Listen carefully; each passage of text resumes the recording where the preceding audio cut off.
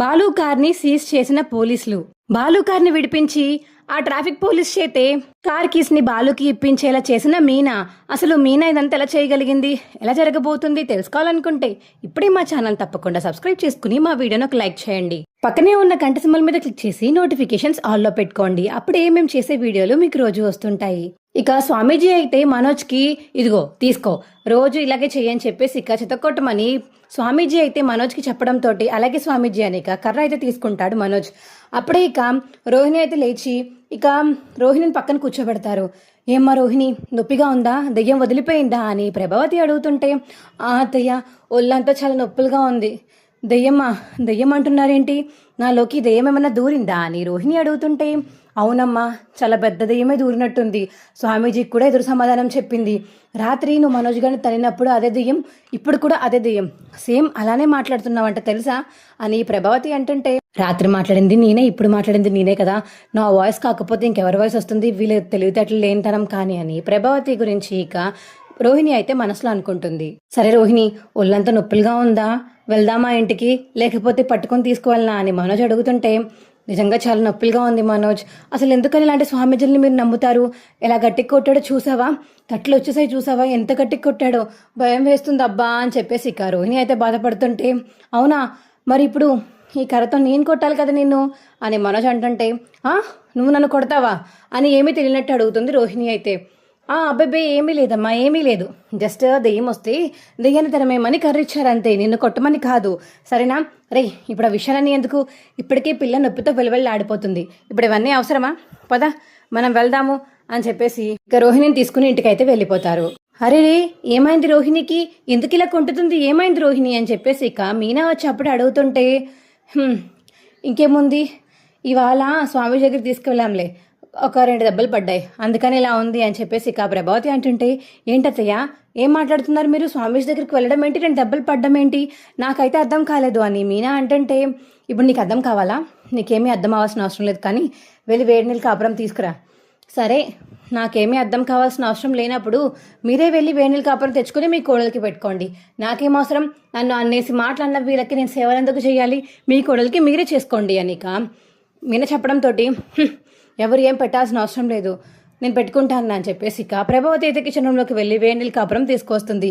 ఇక వేడి నీటిలో వాటర్లో క్లాత్ ముంచేసి పిండుకుంటా రోహిణి కాళ్ళ మీద పెట్టేస్తుంది. ఆ క్లాత్ అయితే అబ్బా అత్తయ్య అని గట్టిగా అరుస్తుంది. ఇక రోహిణి ఏమైంది రోహిణి అని ప్రభావతి అడుగుతుంటే, నీళ్ళు మరి సలసల మరిగిపోయి ఉన్నాయి అత్తయ్య, క్లాత్ అందులో ముంచాక కనీసం పిండాలని కూడా మీకు అనిపించలేదా, సగం క్లాత్ ముంచేసి నా కాళ్ళ మీద పడేశారు, ఆ వేడి నీళ్లు నా కాళ్ళ మీద పడి ఎంతలా ఎర్రగా కమిలిపోయినాయి చూసారా, మీ సేవలు వద్దు, నాకు ఏమీ వద్దు, మీరు ఆ స్వామీజీని నమ్ముకోండి, నేను పోతున్నాను రూమ్లోకి అని కుంటుకుంటున్న రూమ్లోకి అయితే వెళ్ళిపోయి రెస్ట్ తీసుకుంటుంది రోహిణి. అమ్మో ఏదన్నా అబద్ధం చెప్తే అది అటు తిరిగి ఇటు తిరిగి మళ్ళీ నా మీదకే వస్తుంది, విద్య చెప్పినట్టుగానే నేను అన్ని అబద్ధాలు ఆడేశానా, అందుకనేనా నాకు ఎన్ని శిక్షలు పడుతున్నాయి, మంచి వాళ్ళని మోసం చేస్తే ఇలానే ఉంటుంది అని చెప్పిన విద్య మాటలు నిజమవుతాయా ఏంటో అర్థం కావట్లేదు, ఈ శిక్ష ఏంటో నాకు అర్థం కావట్లేదు, అబ్బా నొప్పులుగా ఉంది ఒళ్ళు, కాసేపు పడుకోవాల్సిందే అని చెప్పేసి ఇక రోహిణి అయితే పడుకుంటుంది. ఇక మీనా అయితే నవ్వుకుని కిచెన్ రూమ్లోకి అయితే వెళ్ళిపోతుంది.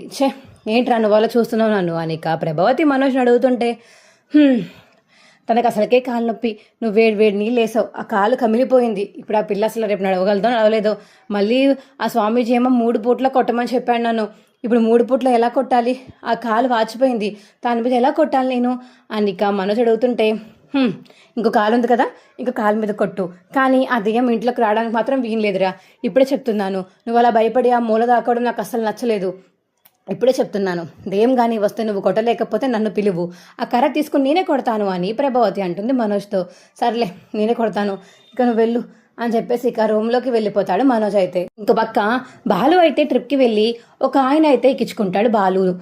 ఆయన ఎక్కించుకోవడంతో బాలు ఇక ఏమైందండి, ఎందుకలా ఏడుస్తున్నారు, ఏమైంది అని ఇక ఫోన్ కాల్ ఏడుస్తూ మాట్లాడుతున్న కస్టమర్ని చూసి బాలు అడుగుతుంటే, అదేం లేదండి మా వాళ్ళు హాస్పిటల్లో ఉన్నారు, ఇప్పటికిప్పుడు దూరం వెళ్ళాలంటే టైం సరిపోవట్లేదు, ఇక్కడేమో రోడ్ బాగాలేదు, ఇక్కడ నుంచి చాలా డిస్టెన్స్ అయిపోతుంది, అది నా బాధ అండి, నేను తప్ప ఎవరు లేరు వాళ్ళకి, ఇప్పుడు నేను వెళ్ళాలి, లేకపోతే వాళ్ళు చావు బతుకుల మధ్య కొట్టుకుంటారు, ఏం చేయాలో అర్థం కావట్లేదండి, అందుకే ఇలా బాధపడుతున్నాను అని ఇంకా ఆయన చెప్పడంతో బాలుకి, అవునా ఉండండి ఆగ మేఘాల్లో మిమ్మల్ని ఫాస్ట్గా తీసుకువెళ్ళిపోతాను హాస్పిటల్కి అని బాలు అయితే ఫాస్ట్గా వెళ్ళడంతో ఒక చోట అయితే ఇక ట్రాఫిక్ జామ్ ఉంటుంది, అక్కడ కారు ఆగిపోవడంతో అయ్యో ఫాస్ట్గా వెళ్దాం అనుకున్నాం, కానీ ట్రాఫిక్ వచ్చింది.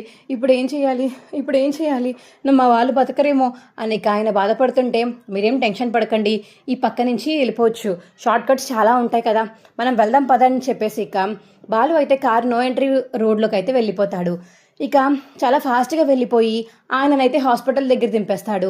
ఆ ఫాస్ట్గా వెళ్ళడం చూసిన ఇక ట్రాఫిక్ పోలీస్ అయితే, ఏంటి ఇతనా మళ్ళీ దొరికాడు, చెప్తాను వీడి సంగతి, నో ఎంట్రీ బోర్డులోంచి కారు వెళ్తుందా, చెప్తాను వీడి సంగతి, ఎలా అయినా సరే ఈసారైనా కేసు పెట్టి లోపలికి తోవడానికి మంచి అవకాశం దొరికింది నాకు అని చెప్పేసి ఇక మనసులో అనుకుని ట్రాఫిక్ పోలీస్ అయితే ఇంకొక పోలీస్ని ఎక్కించుకుని ఇక బాలు వెనకతలే వెళ్తాడు. బాలు ఇక ఆయన హాస్పిటల్ దగ్గర దింపేసి కొంచెం ఫ్రంట్కి వెళ్ళగానే పోలీసులు వచ్చి ఇక బాలుని అయితే ఆపుతారు. ఏయ్ దిగు దిగు అని గట్టిగా ఇక పోలీస్ ఆఫీసర్ అంటుంటే, ఏంటి సార్ అయినా నన్నెందుకు ఆపుతున్నారు, నేనేం తప్పు చేశాను అని బాలు అడుగుతుంటే, నువ్వు తప్పు చేసావా చేయలేదా అనేది కాదు ఇక్కడ ముఖ్యం, నువ్వు అసలు నో ఎంట్రీ బోర్డులు ఉన్న రోడ్లోకి ఎందుకు వచ్చావు, అక్కడ ఏదైనా ప్రమాదం జరగచ్చు, లేకపోతే మేము ఆపే ఉండొచ్చు, కానీ నువ్వెందుకని ఆ రోడ్లోకి వెళ్ళావు, మేము బోర్డు పెట్టిన తర్వాత కూడా ఆ బోర్డు చూడనట్టు పట్టించుకోకుండా వచ్చేసావంటే మా పోలీసులు అంటే నీకు అంత చునకనగా ఉందా, పోయినసారి పోన్లే పాపం అని వదిలేసినందుకు ఈసారి కూడా మమ్మల్ని తక్కువ చేస్తూ చూస్తున్నావా, నీకు ఇలా కాదు, నీ కార్ని నేను సీజ్ చేయాలి, పోలీస్ ఆఫీసర్ నీ కార్స్ని సీజ్ చేయండి అని చెప్పేసి ఇక ఈ బాలు మీద కోపంగా ఉన్న పోలీస్ ఆఫీసర్ అంటే, సార్ ఏంటి సార్ కార్ సీజ్ చేసేది, ఫైన్ అయితే చెప్పండి కడతాను, ఫైన్ కడతానని చెప్తున్నప్పుడు నా కార్ అసలు ఎలా మీరు సీజ్ చేస్తారు, నీకు ఫైన్ లేదు, నో ఎంట్రీ బోర్డు పెట్టినా సరే ఆ రోడ్లోకి వచ్చావంటే మా మీద నీకు అసలు ఏమాత్రం భయం కానీ భక్తి కానీ లేదని అర్థమవుతుంది, అందుకనే నీ కార్ సీజ్ చేస్తే కానీ నీకు బుద్ధి రాదు, ఇంకొకసారి ట్రాఫిక్ పోలీస్ చూసినప్పుడు భయపడతావు, నో ఎంట్రీ బోర్డు ఉన్నప్పుడు వెళ్ళవు, అర్థమవుతుంది నాకు, నీ కార్ సీజ్ చేయాల్సిందే, కానిస్టేబుల్స్ సీజ్ చేయండి అని ఇక ట్రాఫిక్ పోలీస్ చెప్పడంతో ఇంకో పోలీస్ అయితే ఇక కార్ అయితే సీజ్ చేసి అక్కడి నుంచి పట్టుకెళ్ళిపోతారు స్టేషన్కి. బాలు ఇక చాలా కోపంతో ఇంటికి అయితే వస్తాడు. ఏమైందండి ఎంత కోపంగా ఉన్నారు, ఏమైందండి అని చెప్పేసి ఇక మీనా అడుగుతుంటే, ఇంకేమవ్వాలి పెదవా, ఆ పోలీస్ ఆఫీసర్ లాస్ట్ టైం ఒక బామ్మని గెంటేసి తలకి దెబ్బ తగిలింది కదా, ఆ రోజు ఆ ట్రాఫిక్ పోలీస్ అయితే ఎలా అయితే మనం పోలీస్ పెద్ద ఆఫీస్కి చెప్పాం కదా, పెద్ద ఆఫీసర్కి, ఆ ఆఫీసర్కి చెప్పడం వల్లే కదా ఆయనకి తిట్లు పడ్డాయి, అందుకని వాళ్ళ పగ మనసులో ఉంచుకుని నన్ను ఎలాగైనా నా మీద రివెంజ్ తీర్చుకుందామని నా కార్ని సీజ్ చేశాడు.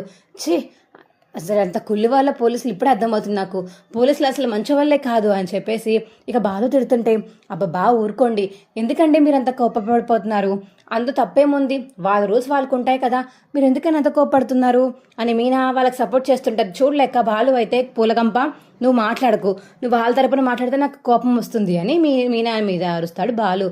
అదేంటండి వాళ్ళ తరపున నేనేం మాట్లాడలేదు, కానీ మీకు ఉన్నట్టే కొన్ని రూల్స్ వాళ్ళకు కూడా ఉంటాయి కదా, ఆ రూల్స్ పాటించకపోతే వాళ్ళే కదా ఉద్యోగం నుంచి తీసేస్తారు, పోన్లే వదిలేయండి, ఇప్పుడు మీరు కోపంతో వాళ్ళ మీదకి వెళ్ళారంటే మళ్ళీ అటు తిరిగి మన మెడకి చుట్టుకుంటుంది, కాబట్టి వదిలేయండి అని మీనా అడిగేసరికి, పూలగంప అతను మాట్లాడకు నువ్వు అని కోపంగా బయటికి వెళ్ళిపోతాడు. ఇక అక్కడున్న గాజు పాట్ని అయితే నేలకేసి కొడతాడు, పూలు పెట్టుకునే పాట్ని. అది చూసి మీనా అయితే ఒకసారిగా వెళ్ళిపోతుంది. ఈయనేంటి ఎంత కోపడిపోతున్నారు అని మనసులో అనుకుంటుంది మీనా ఆ కారు నువ్వు కొనిచ్చావు కాబట్టి ఇంత విలువ చూసుకుంటున్నాను, ఆ కారు మీద ఒక గీత పడితే మాత్రం నా విశ్వరూపాన్ని నువ్వు చూస్తావో పోలీసుడు కూడా చూస్తాడు అని ఇక బాలు చెప్పేసి అక్కడి నుంచి వెళ్ళిపోతాడు. ఓహో, నేను కొన్న కారు కాబట్టి ఆ కారు మీద గీత పడకూడదని నేను కోరుకుంటున్నారనమాట, ఎలాగైనా సరే ఆ కార్ని నేనే విడిపించాలి, నాకు తెలిసిన వాళ్ళకి నేను పూలిస్తాను కదా, వాళ్ళ ఇంటికి వెళ్ళి వాళ్ళ ఆవిడని అడిగితే వాళ్ళ ఆవిడ ద్వారా పోలీస్ని కనుక్కొని బయటికి ఒప్పించేలా చేయొచ్చు అని చెప్పేసి ఇక మనసులో అనుకుని మీనా అయితే పూలమాలలు కట్టి ఇక పోలీస్ వాళ్ళ ఇంటికి వెళ్తుంది. హాయ్ మేడం, ఎలా ఉన్నారు, బాగున్నారా, బాగున్నాను మీనా, నువ్వెలా ఉన్నావు, మేడం ఒక చిన్న పని పడింది సార్తో, చెప్పు మీనా, సార్ ఇంట్లో ఉన్నారుగా, లోపలికి రా అని ఇక ఆవిడ లోపలికి తీసుకువెళ్తుంది మీనాని.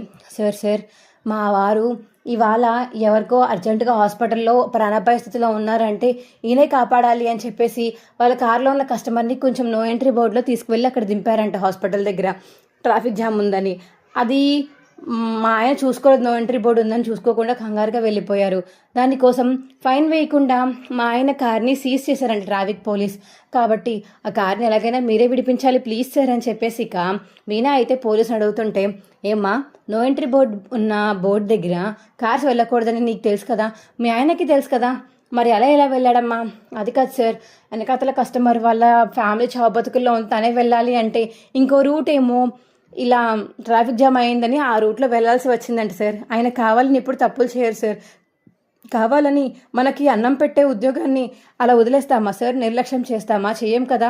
మాకు అన్నం పెడుతుంది ఆయన డ్రైవింగే, ఆ కారే. అందుకని ఆ కార్ని ఎప్పుడు మేము నిర్లక్ష్యంగా చూడం. వాళ్ళ కస్టమర్స్ కోసం అని చెప్పేసి అలా చేసి ఉంటారు. ప్లీజ్ సార్, కొంచెం మీరే పోలీసులకి ఫోన్ చేసి ఆ కారుని సీజ్ చేసింది తీసేయమని చెప్పండి ప్లీజ్ సార్ అని మీనా అడిగేసరికి, సరే నేను చూసుకుంటాను అని పోలీస్ చెప్తారు. Thank you so much sir అని చెప్పేసి ఇక నమస్కారం పెట్టేసి బయటకైతే వచ్చేస్తుంది మీనా. అదే టైంలో ఇక బాలు కూడా పోలీస్ స్టేషన్కి వెళ్ళి, సార్ ఆ కార్ సీజ్ చేశారు సార్, నేను ఏ తప్పు చేయలేదండి అని బాలు అయితే తన తరపు సంజాయించి చెప్పుకుంటూ ఉంటాడు ఎస్ఐకి. నాకు అవన్నీ అనవసరం, నువ్వు అసలు ఎందుకని నో ఎంట్రీ బోర్డు ఉన్న ప్లేస్లోకి వెళ్ళావు, నువ్వు వెళ్ళకూడదు, అందుకని నీ కార్ సీజ్ చేశారు సార్. నేను ఫైన్ కడతానని చెప్పినా నా కార్ సీజ్ చేశారు సార్. నేను కావాలని వెళ్ళలేదండి. ఒక కస్టమర్ వాళ్ళ హాస్పిటల్కి వెళ్ళాలంటే ఇంకో పక్క ట్రాఫిక్ ఉందని ఆ రూట్లో వెళ్లాల్సి వచ్చింది. నేను కావాలని చేయలేదని చెప్తుంటే నా మాట వినరేంటి అని బాలు అయితే గట్టిగా అడగడంతో, సార్ ఇగో ఇలాగే రెచ్చిపోతాడు సార్ మనుషుల మీద, తినని నమ్మడానికి వీం లేదు, తిన అసలు మంచివాడు కాదు అని ఇంకో ట్రాఫిక్ పోలీస్ ఆఫీసర్ చెప్తుంటే అప్పుడే పోలీస్కి అయితే ఫోన్ వస్తుంది. హలో ఎస్ఐ గారు, అలాగేనండి, ఆ అబ్బాయి పేరు బాలు అండి. సరే అని ఫోన్ కట్ చేస్తాడు పోలీస్. ఏవయ్యా ట్రాఫిక్ పోలీస్, ఇదిగో ఈయన కార్ని సీజ్లోంచి తీసేయి, అర్థమైందా అని చెప్పేసి పోలీస్ చెప్తుంటే, సార్ ఏంటి సార్, ఇప్పుడే కదా నేను మాట్లాడుతున్నాను, అప్పుడే నా తరపున ఎవరు మాట్లాడారు అని చెప్పి బాలు అడుగుతుంటే, ఇంకెవరు, మీ ఆవిడ మీనానే. మీ ఆవిడ మీనా ఎస్ఐ గారికి తెలుసు అనుకుంటా కదా, ఆ ద్వారా తెలిసి నాకు ఫోన్ చేయించినట్టుంది, అందుకని ఈసారికి నేను వదిలేస్తున్నాను, వెళ్ళు నీ కారు తీసుకుని వెళ్ళిపోవచ్చు నువ్వు. ఆ కానిస్టేబుల్ తనకి కేసు ఇచ్చేయండి అని చెప్పేసి ఎస్ఐ చెప్పడంతో, సరే అని బాలు అయితే చాలా హ్యాపీగా బయటకైతే వచ్చేస్తాడు. కారుకి సివ్వు అని ఆ ట్రాఫిక్ పోలీస్ని అయితే గర్వంగా పొగరగా చూస్తాడు బాలు. వీడి చేతిలో మళ్ళీ ఊడిపోయాను, ఎప్పటికైనా నేను దెబ్బ కొడతాను రా అని మనసులో అయితే అనుకుంటాడు ట్రాఫిక్ పోలీస్. ఆ కార్ కీస్ తీసుకుని బాలు అయితే మీనాకి ఫోన్ చేస్తాడు. Hello Meena, thank you so much Meena. నాకా థ్యాంక్సా? ఎందుకు చెప్తున్నారు? ఇంటికి వచ్చి పూలకుండి నేలకేసి కొట్టారు కదా, దానికోసమా నాకు థ్యాంక్స్ చెప్తున్నారు?